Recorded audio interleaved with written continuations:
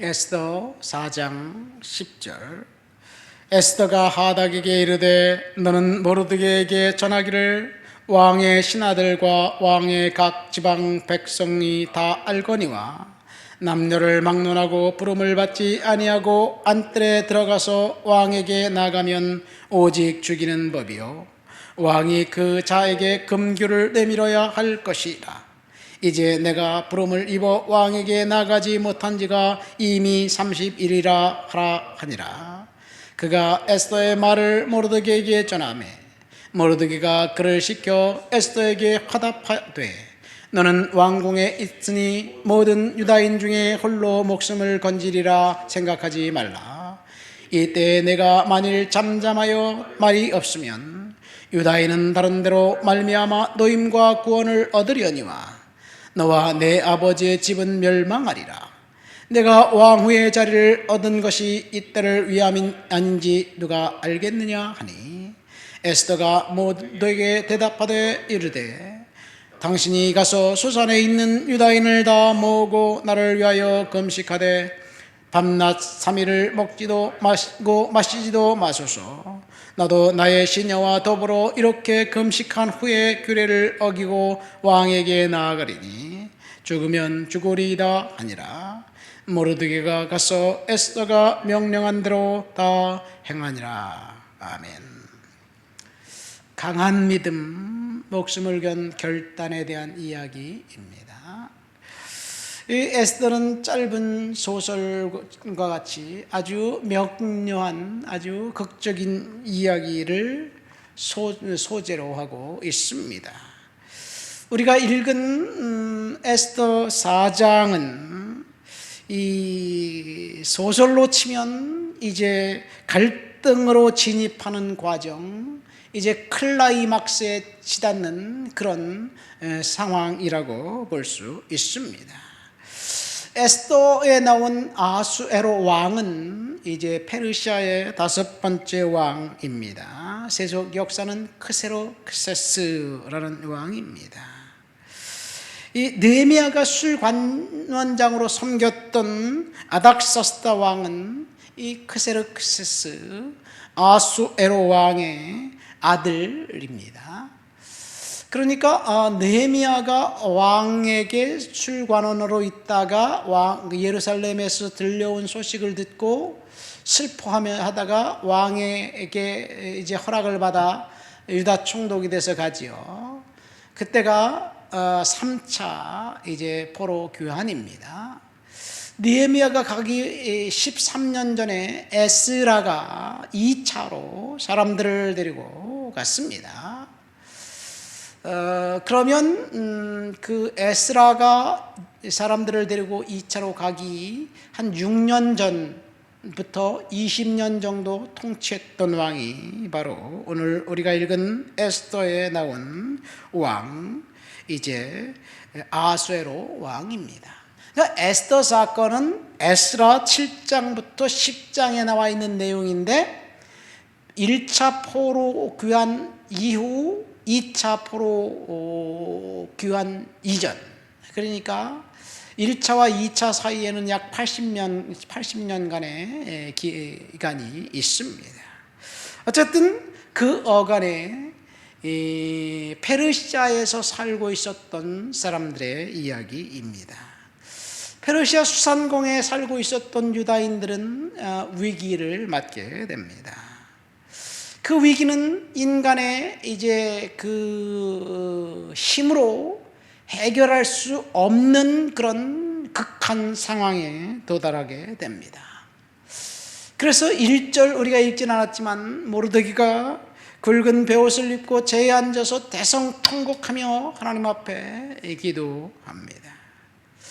이 제에 앉아서 대성통곡했다는 말은 회개했다는 말이고 기도했다는 이야기이고 베옷을 입었다는 이야기는 결단을 했다는 이야기입니다.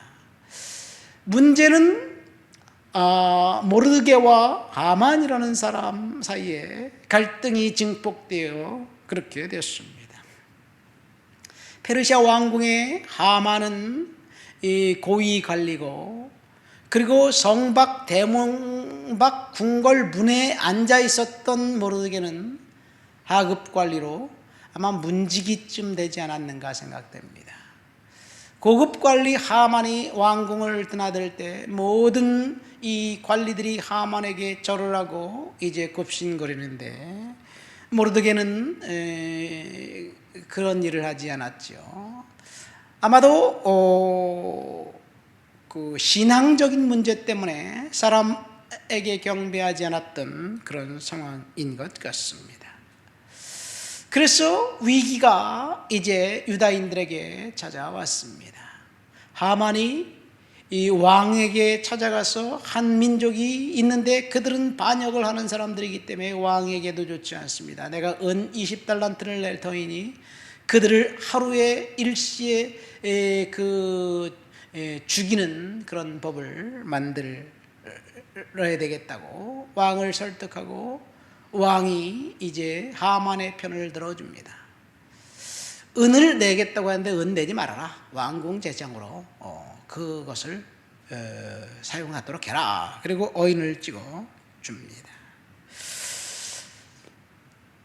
페르시아 유산공에 살고 있었던 유다인들 뿐만 아니라 왕국에 있는 모든 유다인들은 이제 잔혹하게 살해당하고 유다인들의 재산을 모두 탈취해도 좋다는 그런 법령이 내려지자 이 유다인들은 할 수 있는 것은 아무것도 없습니다. 출구가 꽉 막혀 있는 상황, 사면초가입니다. 어쩌면 저와 여러분들의 인생에 지금 이런 것들을 경험하는 사람들도 있을 거예요. 뚜렷한 대안이나 묘수가 없습니다. 그저 다가올 위기의 날 도륙당하고 재산을 빼앗기고 그리고 처절한 그런 그 슬픔만 남아 있을 수도 있습니다. 이 설교를 듣는 성도들 중에 그런 사람들도 있을 것이고 우리 좋은육교의 상황도 아마 지금 그런 상황이 아닌가 생각됩니다. 교육관을 좀 재정적인 그 이유 때문에 임대했는데 이달 말이 1년이 딱 되더라고요. 2달 임대료를 받고 임대료를 주지 않은 상황이에요. 보증금 다 까먹었어요. 관리비도 안 내고 있어요. 어떻게 될지 모르겠어요. 정말 힘들어요. 교회 입장에서 보면 아마 3월 말 가장 좋은 것은 그분이 사업이 잘 돼서 들어오는 것이 가장 좋은 것이기 때문에 310호 임대한 사장님을 위해서 열심히 기도하고 있는데 뭔가 안 되는 것 같습니다. 그러나 하나님께서 극적인 반전의 날 그런 에스더와 모르드게가 경험했던 것처럼 우리의 인생에도 있게 될 줄 믿습니다. 에스더와 모르드게 사이에 이런 극적인 그런 위기 상황, 이 위기를 허락하신 것은 하나님이 그 위기를 돌파할 능력과 힘도 그들에게 주셨다는 것이 오늘 말씀의 핵심입니다. 무엇을 통해서? 결단과 기도를 통해서. 하만이라는 사람 이름 앞에 이 이름표가 붙어 있습니다. 아각 사람 함무다다의 아들 하만. 여러분, 아각이 누구인가요? 모르드게는 베냐민 지파입니다. 사울 왕의 후손입니다. 모르드게와 유다 하만 사이에 그 구원은 500년 전으로 거슬러 올라갑니다. 아말렉 족속이 출애굽했을 때 이스라엘 백성들의 후미를 쳤습니다. 그래서 아말렉과의 전쟁에서 모세가 손을 들어 기도할 때 이스라엘이 이기고 손을 내리면 아말렉이 이겼던 이야기, 우리는 출애굽기 17장에 나온 이야기를 다 알죠. 아말렉 그 후손들이 사울 왕이 이스라엘 통일 왕국의 왕이 되었을 때 이제 아말렉과의 전쟁에서 하나님은 아말렉을 다 멸해라, 그런 명령을 사울에게 하셨습니다. 사람들과 짐승들과 가축들과 모든 것들을 하나도 남김없이 다 죽여라. 이것은 하렘 전쟁입니다. 심판을 의미합니다. 하나님의 심판이 임하면 모든 사람들이 다 죽게 되는데 인간이 인간을 죽인다는 이야기, 사울 왕에게 이 아말렉을 도말하라고 적살하라는 명령을 오늘날 우리가 볼 때는 조금 좀 이상해 보여요. 그러나 하렘 전쟁이라는 입장에서 보면, 하나님의 심판이라는 입장에서 보면 이해가 되기도 합니다. 그런데 사울 왕이 어땠나요? 살찐 짐승을 이제 빼돌렸습니다. 그러면서 사무엘 선지자에게 내가 하나님께 제사하기 위해서, 번제를 드리기 위해서 제물로 쓰려고 빼돌렸습니다, 그런 이야기를 하지요. 하나님이 사울 왕의 마음을 몰랐을까요? 이 사무엘 선지자를 통해서 이렇게 책망합니다. 어찌하여 탈취하기에만 급급해 하나님께서 악하게 여기는 일을 했습니까? 순종이 제사보다 낫고 하나님 말씀을 듣는 것이 수양의 기름보다 낫다는 사실을 모르십니까? 사울에게 탐욕과 불순종을 알았고 이 일을 통해서 사울은 버림받았습니다. 훗날 그때 그 사울 왕이 죽여야 할 그 아말렉 왕이 아각 왕이었어요.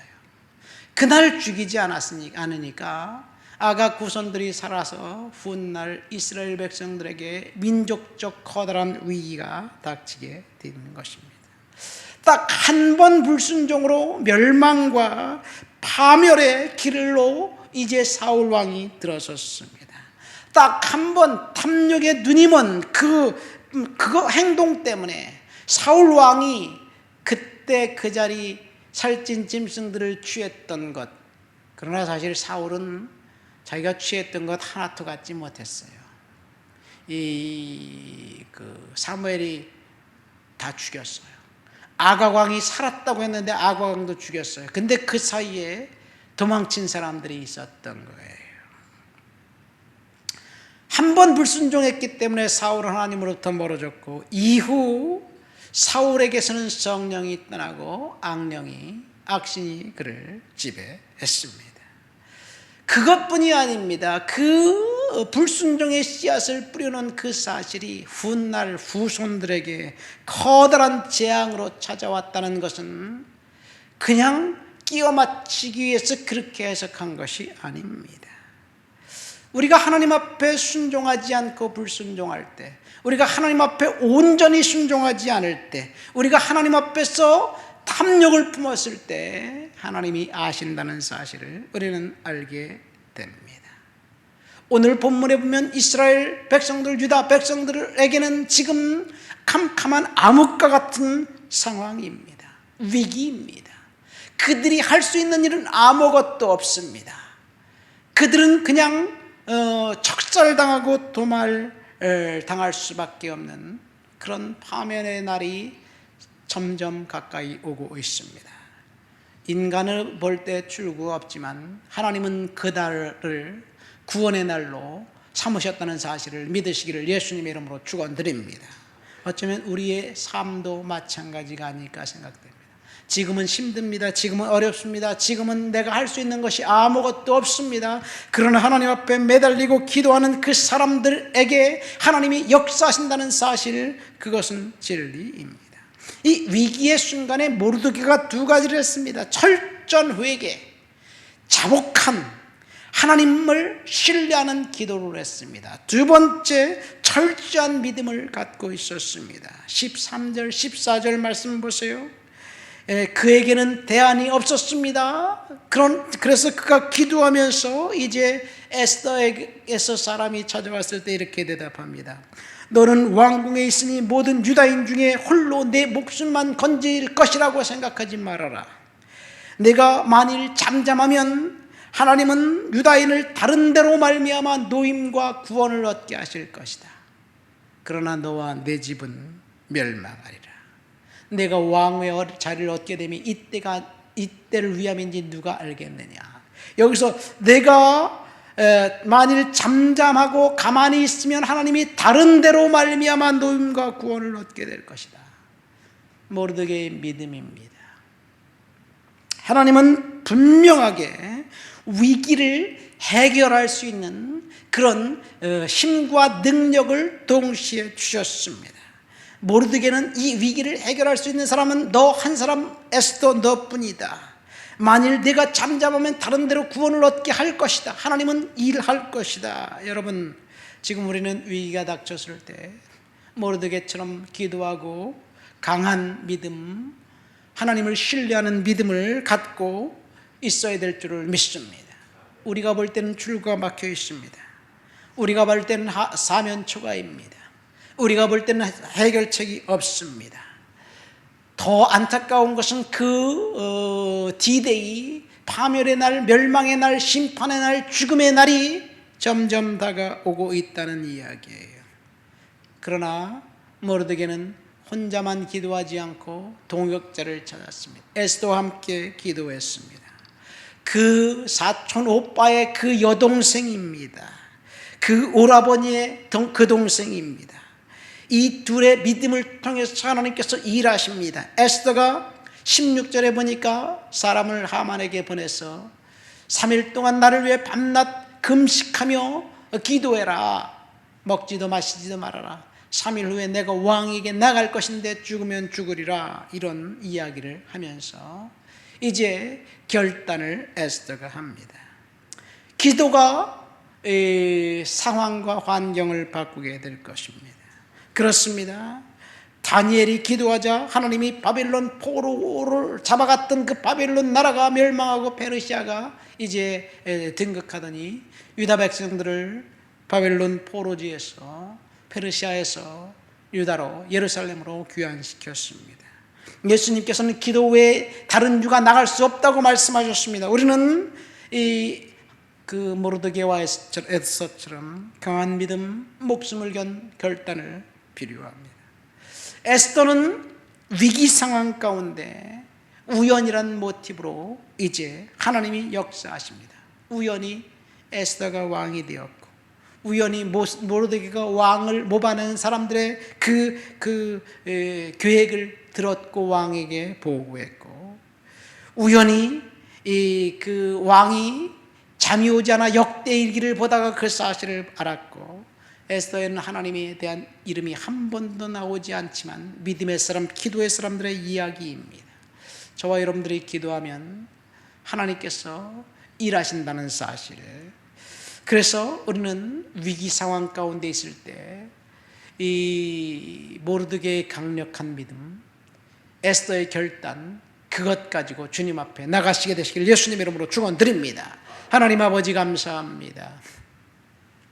위기 상황 가운데 철저한 믿음과 기도로 문제를 주 앞에 올려드렸던 모르드게와 에스더의 이야기가 우리들의 이야기가 되도록 도와주옵소서. 예수님 이름으로 기도합니다. 아멘.